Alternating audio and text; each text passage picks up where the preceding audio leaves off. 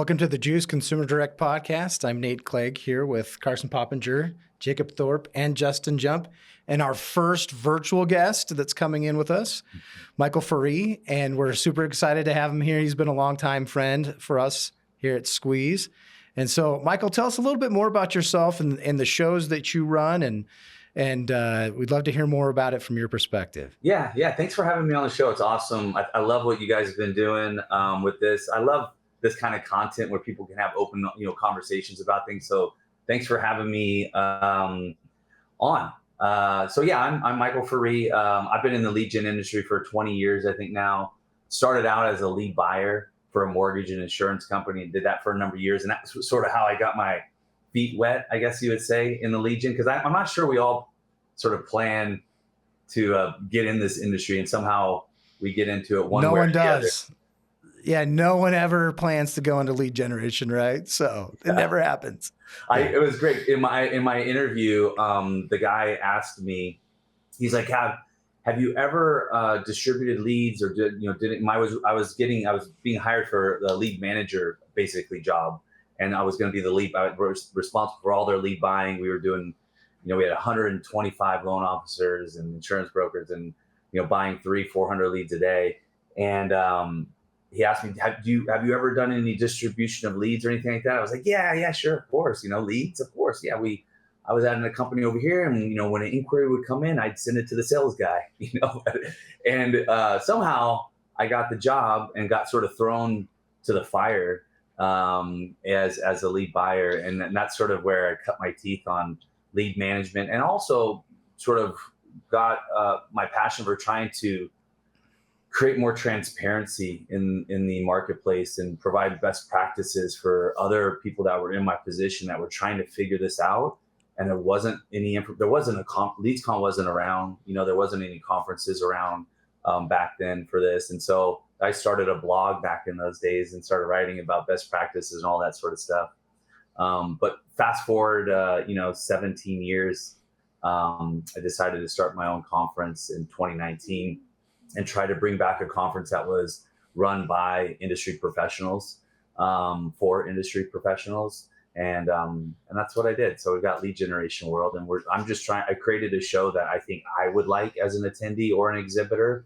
And that's sort of my position on it. Never done events before until now, but I think that sort of rawness is what kind of keeps it a little slightly different, or come up with some different ideas and different things. Yeah, we've been going to Lead Generation World since it started, and we've had really great experiences there. We were part of a couple other shows that you do, like Contact.io and Affiliate. What's it called again? I'm sorry. The AFI Expo, which is a pretty fun show too. And we've actually seen some pretty tremendous success at these shows that we go to, including yours. And Carson, what do you think some of that comes from? Where did we get some of our initial trade show strategy? Well, I've been attending these shows for at least since 2009. I think was the first leads show I attended. And so, going at it for several decades now and seeing a lot of different things that have worked well. And I've just, sorry, I got to back up. You're good.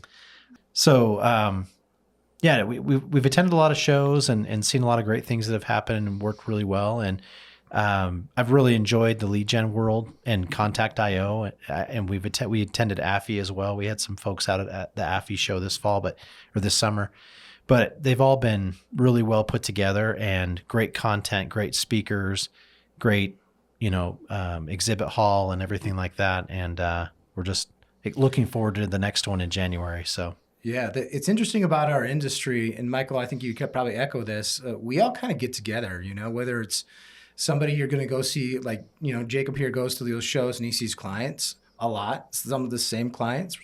And it's a great place to kind of catch back up, compare notes. And then we end up seeing a lot of new people and new clients, and we get them there at these shows.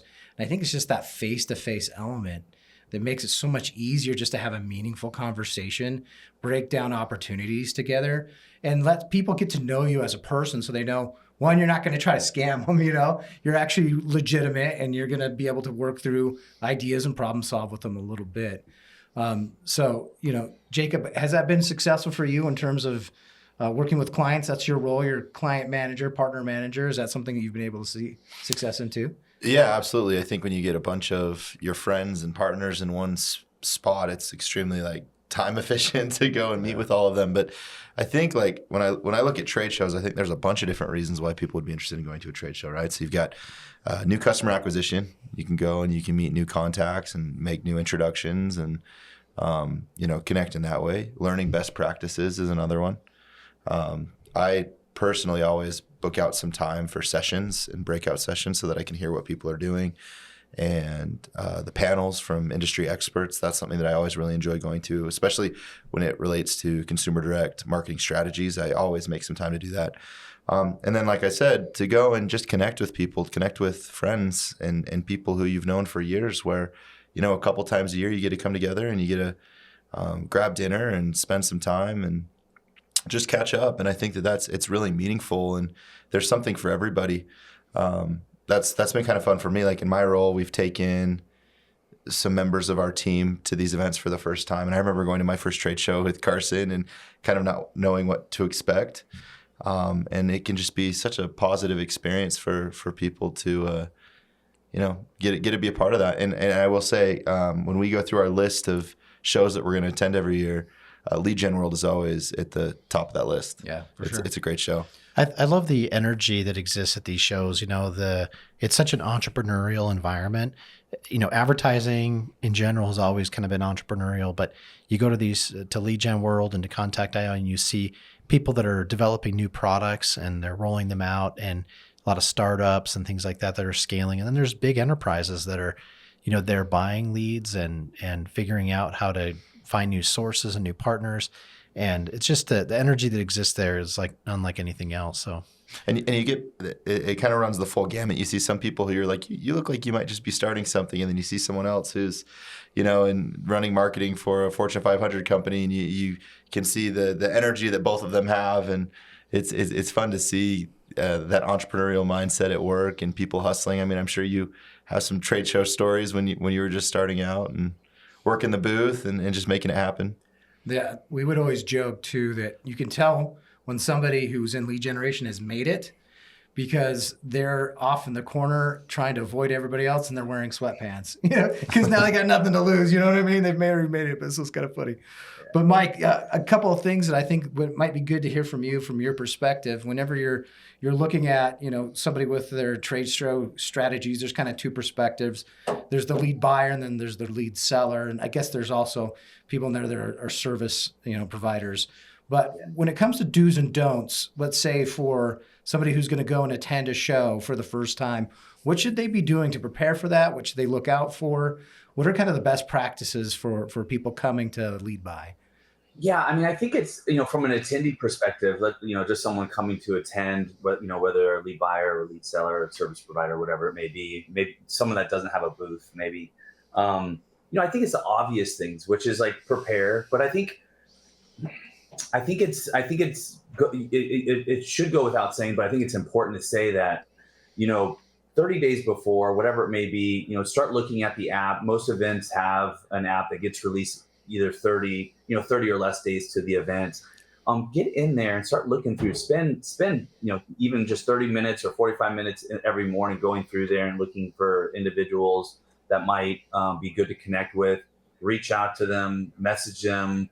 Even if you can set up a call before and start filtering through some individuals before you schedule meetings, because I find one mistake that people do is they just have meetings every 15 minutes, every 30 minutes with really unqualified people, and they find out within the meeting there, but you're really just kind of wasting your time. So it's really important if you're going there from a point of view where you're prospecting for a new business, is to get in there early and start connecting with people. We have for lead generation, well, we haven't done this before, but 3 weeks before the show, we're doing a pre-show virtual speed networking event.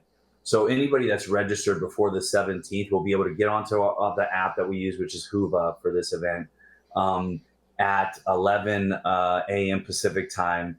and they'll be matched. They'll be sat in virtual tables with 2 other individuals. They'll have 10 minutes to kind of give your 3-minute speech each. And then after that 10 minutes up, you're going to get rotated to another table, and then at another table, and another table, and another table.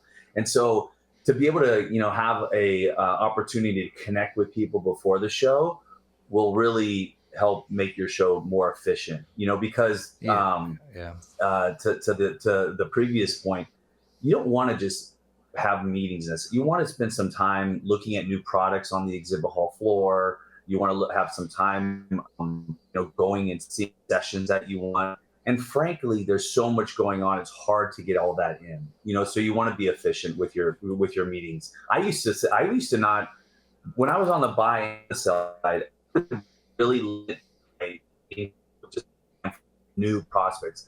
I generally wouldn't meet with people that I already, because I'm going to see them in passing in the hallway, or I'm going to see them at the networking events, and I can connect with them and do all that sort of stuff. But it was the new people that I wanted to create a physical bond with, meeting face to face, that I really sort of allocated my meetings towards only. And I don't know, maybe that's the right thing, wrong thing to do, I'm not sure, but that was sort of my strategy, just so I can balance everything. I think that's probably right. I've done at this point, between your shows and some of the other shows in the industry, I'm at 1 million of them, I think is the official number of times I've been to one of these shows. And I will say that the ones where I've gone to, like 2 Contact IOs ago, I got in front of, I think, and that was my first one here at Squeeze that I went to. So I was like really gung-ho, and I got in front of like 20 people in a matter of a day and a half, and it was just too much. And this last Contact IO, I got in front of like 5, and that's all I wanted. And I knew they were right fit for us as a company. And I got to sit down, and my role is Chief Revenue Officer, so I've got to go and actually provide value back to the company by going and getting somebody. Jacob gets to go to some of these other the breakout sessions and things, because he's got to learn stuff to make sure we're doing it right. But those appointments were way better, because I could sit down and just kind of relax, talk to him for 30, 45 minutes instead of just 15 minutes, and actually come back with some sort of plan afterwards. Yeah. So I agree I think that's the right way to do it. Yeah, and I feel that kind of sort of applies to like size of shows too, and that's kind of why I really like Contact.io, and actually, and Lead Generation World too. And when I first started Lead Gen World in 2019 or 2020 was the first event in January, right before the pandemic. But I had a thought that again, all my thoughts came from just attending shows, never putting them on. But my thought was that I think there's an optimal size show that's most beneficial for everybody, and I think that number is somewhere around 1,000 people. And because you can have some turnover of new people, it's not always the same people, and you can have meaningful conversations with somebody where you can sit down for 20 minutes with somebody and have a conversation. Shows that have, I think, my hypothesis, I could be wrong, you tell me I'm wrong, thousands, like 3,000 to 6,000, 5,000 people. Getting torn. It's hard to find direction in what you're doing at the conference, because there's just so many people. It's so crazy. It's hard to find the right people. So I think there's like an optimal size show too that works really, really well, which is conducive of those good conversations. I think you're right. With the shows that we've gone to that have gotten to that bigger size, a lot of times we have more of those kind of annoying, I shouldn't say annoying, but they are annoying meetings that are kind of meaningless. And the ones that have kind of stayed true to that size, true to the proposition of the show, have been the ones that have been the most effective, for sure. Something that happened at our last show that was really interesting, we took a large contingent of our team, and we went to lunch with a client, and that client got to see our team interact with each other. Yeah. And they sent us, Nate was there, they sent us this huge email just talking about how impressed they were at the level of care that our team had for each other, and how much we truly enjoyed working together. And yeah, I mean, sent us this really long email that we read to our team. But that was one thing that I definitely hadn't considered, was not only do they get to meet you, but if you're there with a group or you're there with a team, they also have a chance to vet out your team and your team culture. And if I'm choosing a service provider, that's really important. How are these people going to represent my brand? How do they represent themselves to the people who are closest to them? Like, who are they? And that ended up being a really positive experience. And it also kind of maybe changed my mindset a little bit as I'm interacting with my team in those places, because people are watching and noticing. Yeah, good point. Well, there's a lot of, going back to what Michael said, starting Lead Gen World in 2019, right before the pandemic hit, with where everything is with personal interaction and everything. You can't get that unless you put yourself in situations like this and get to meet people face to face and have these kind of conversations, interactions. And so it's really just a great opportunity to have so many different interactions and conversations face to face in one place. But I was going to ask Michael, so looking ahead to Lead Gen World that's coming up, what are some of the things that you've got on the plate for that that you're really excited about for January? Yeah, I mean, I think it's going to be Hollywood, Florida, right? What's that? I said it's in Hollywood, Florida this year, right? Yeah.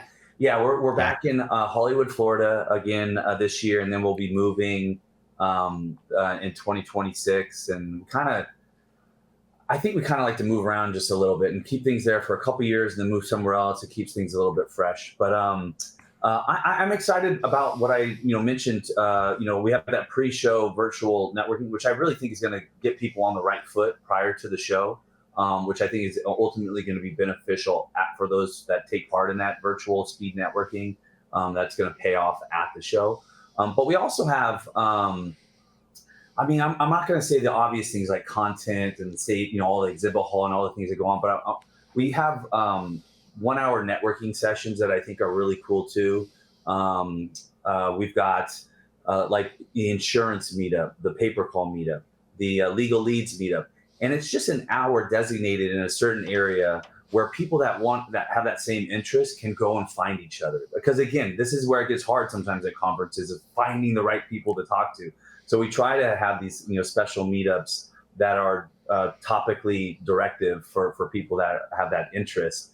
I think that's going to be really cool. We also have an Ask the Experts section that we've never done before, which is essentially similar to a speed networking thing, but we have an hour designated on day 2 that you can schedule a 10-minute meeting with an expert. So maybe it's biz dev expert. Maybe it's we have a equity guy that's going to be there to ask questions or answer questions if you're trying to raise money or you're a startup.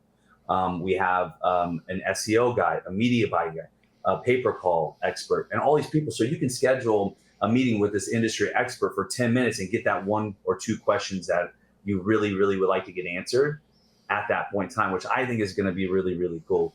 And then, of course, we do things different outside of content, like your basic panels and all that sort of stuff. We've got the Juice show showing up. That's right. We're going to have the live podcast, which I think is going to be a lot of fun. Again, just trying to do things a little bit different and just putting a spin on things where you can bring great experts on stage, which you guys are going to do, and have a live broadcast at the show.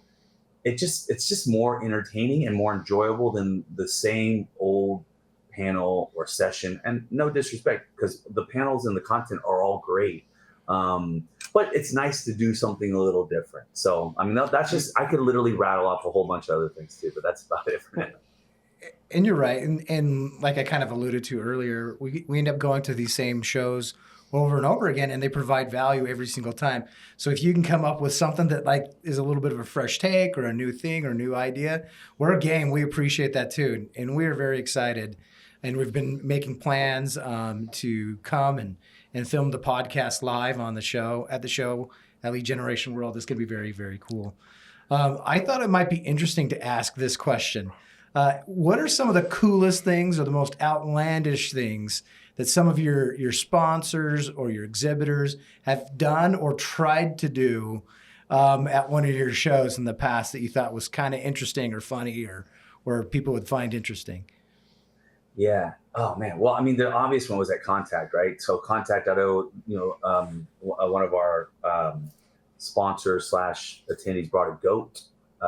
Because they have an award called the Goat Award, and so they brought a live goat along with it, which was pretty awesome. That was crazy. But I'm like, yeah, let's do it. Let's have fun at these shows. Let's get business done and let's do it creatively and Let's have a little fun with things like that make it a little bit more enjoyable and something to talk about. Yeah, I mean, some of the booths are all really, really, really cool, and I think that's an important thing. I had somebody, I thought it was kind of funny. It's more of a dad joke than anything, but he brought a bunch of like pickles to dill pickles to his exhibit booth, and he was sales. It was a sales enablement company, and it was all about getting the dills. And so he had I think it's a dad joke right there. I know it's like a total dad joke, and I love that stuff. But it was kind of funny and stupid at the same time. Yeah, for sure. Some of the more outlandish ones I've seen at Lead Generation World is typically the little bit older rappers who show up and then they give a concert or whatever, and it brings you back to your childhood and stuff. So that's been kind of fun. Were you there? Coolio there. Nate, were you at the Orlando show with the now late great Coolio? Coolio. It was Coolio, right? Yeah, I was there. For Coolio. So man, that was pretty wild. And he was cool because he didn't just show up and do a concert. Like he worked this guy's booth, and then he'd go around and he'd talk to everyone. He was being super friendly with everybody else at the booths and the other attendees, and it was pretty cool. So pretty cool experience. Backstory on that a little bit is literally he said like an hour before that he wanted to perform, and we're like, okay. So we sent out messages. We got audio. We got everything going. We sent out, and this was 2021 January or March, I think, something 2020. So it was a smaller show due to the circumstances going on at that time. But he's like, I want to perform my song, and then I'll do the one I can't think right now, but his number Dangerous one. Minds, is that it? Yeah. It was all right. I think that's what it's called. Yeah. I can't. Gangster Paradise. Oh, Gangster Paradise? Is Gangster that it? Paradise? Yeah, Gangster's Paradise. Yeah, that's it. There it is. That's it. So he wanted to do Carson's that, got and then it. a new one.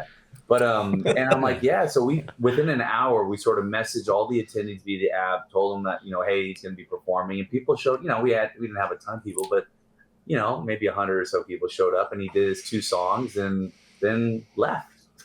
It's like crazy. Well, you guys were smooth enough that I didn't even know that wasn't already the plan. Like I thought that was the plan. I was like, oh yeah, it's time for the Coolio concert because the app all of a sudden popped up Coolio concert, so we jumped in it. So it was pretty cool. No, it wasn't planned at all.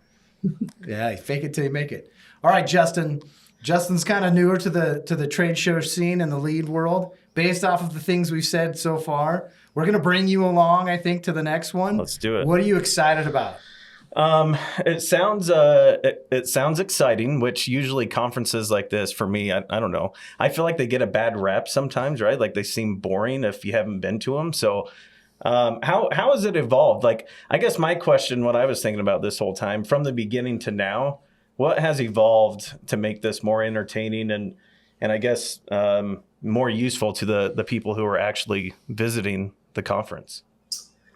I'll tell you the way I think, things have sort of changed. I mean, and what we've done to try to change things.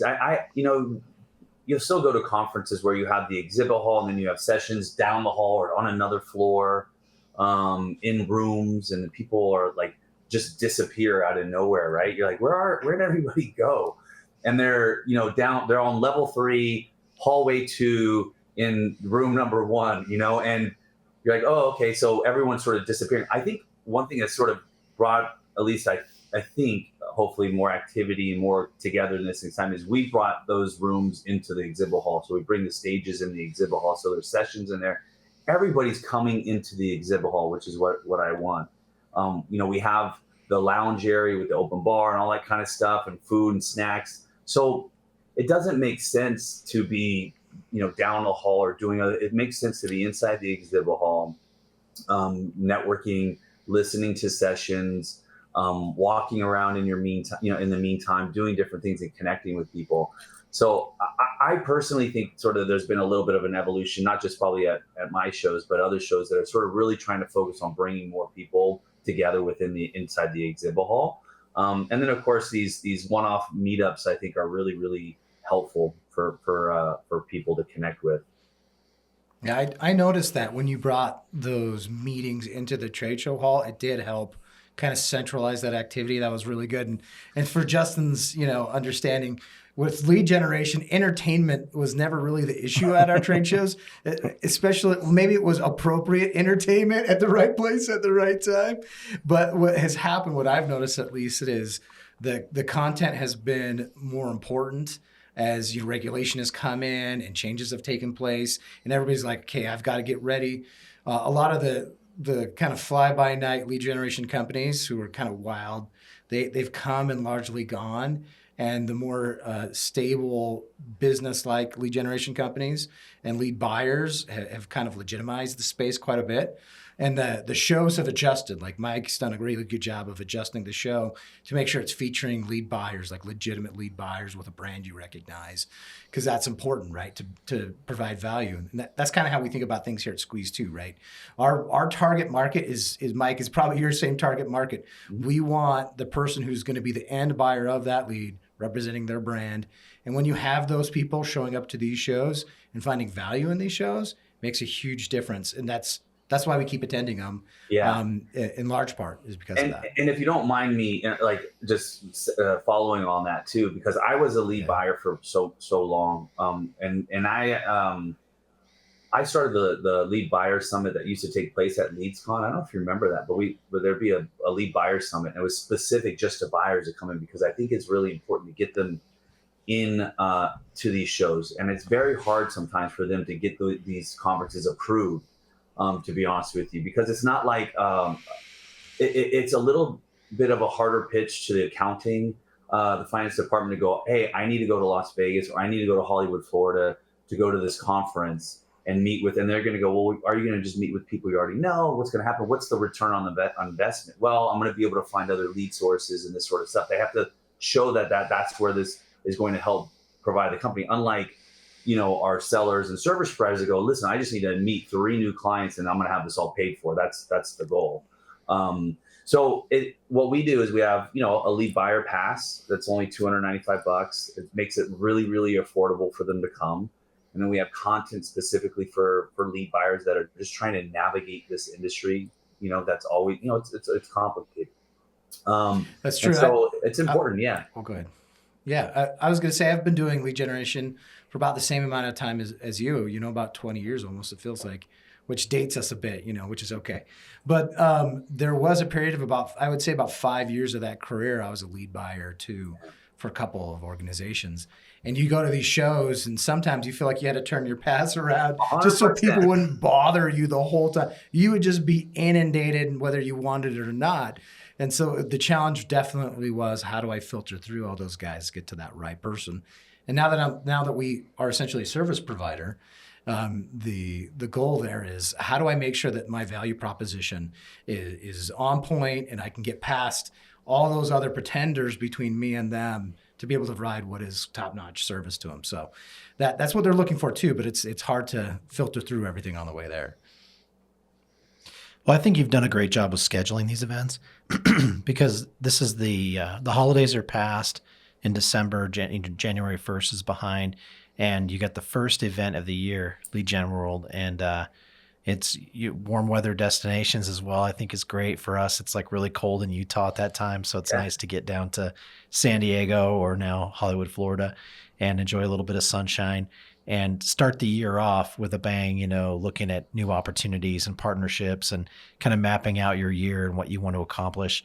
I think it's a great time of year to have a conference. So, especially you hardcore golfers, we've had podcasts that were almost 100% dedicated to golf, Mike. So these 3 guys, I am so happy I get to come along and have fun with them.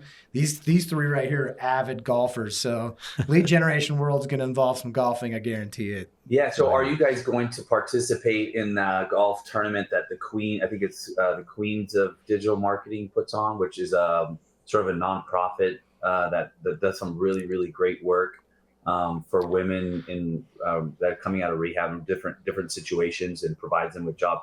I don't know. Do you guys play in that tournament? Yeah. We did it last year, and then we're buying again this year. So we'll have a foursome there, and it might be the 4 of us actually. We'll see. We'll see how it all shakes out. But yeah, we'll have a foursome there at that tournament as well. So yeah. Yeah, they do such a great job, and in San Diego we were doing our golf tournament there, and we just, we felt it was better if, if somebody else wanted to put on, just kind of run it, do it themselves. And so happy that Tina is doing that and doing such a great job, and certainly for a good cause. Yeah, for sure. It was top notch for sure. Yeah, And we had fun. yeah, had a great time. Well, good. I think we're kind of running out of time, but Mike, it's been so great to have you on the podcast, our first virtual guest, like we said.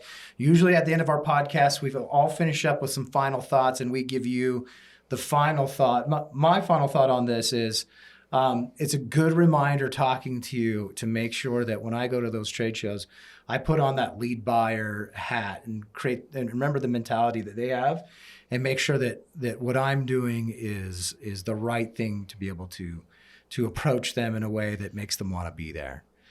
What do you think, Jacob? Yeah, I think what you get out of a trade show will come down to how you prepared for it.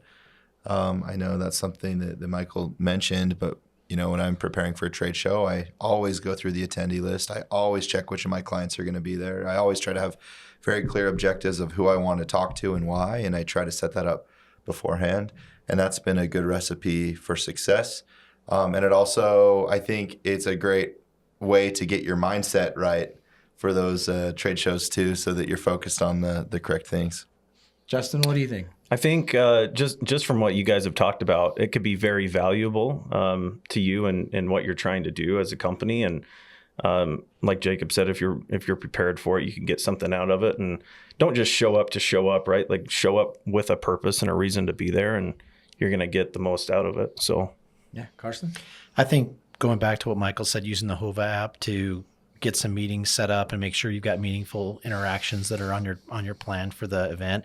And then we've even talked about having sort of like a worksheet flow where we go through and we can gather information in those meetings with our people we're meeting with, and then we can come back with some things that we can analyze and crunch some numbers, and then get a sort of a proposal back in front of that partner the following week, so that the meeting just doesn't turn into, drinks and high fives kind of a thing, and they come away remembering like really good in-depth conversation about their business, and then being able to turn that into something meaningful for them afterwards, I think is like really important. Help you get more out of your meetings. Yeah, for sure. All right, Michael, what do you think? What's your parting thought? 100%. I mean, I think you got a plan, and I think when you get there, you have to execute. And, I've had a scenario last show where one exhibitor got essentially 0 leads, and the guy next to him got 35. And the difference was one just sat down all day and didn't say hello to come, and the other ones were stopping people going, "Hey, how's it going?" Just anybody just walking by the booth. So you're there for a reason. You pay a lot of money to be there. Put on a smile, talk to people, be authentic. You don't have to be selling something all the time to connect with somebody and have a conversation. Be authentic and real. And I promise you, it may be draining. It's going to be a long 2 days, especially if you're an introvert like me. That stuff drains the heck out of me. But do it. And I promise you'll get value out of attending a conference that will be, it could be a client for the next 10 years. It could be a year, whatever it is. But be prepared, be active, and be authentic, and everything will go great. Awesome. What? Also, I should give you guys this $200 discount code for those that are listening to the Juice podcast before we go.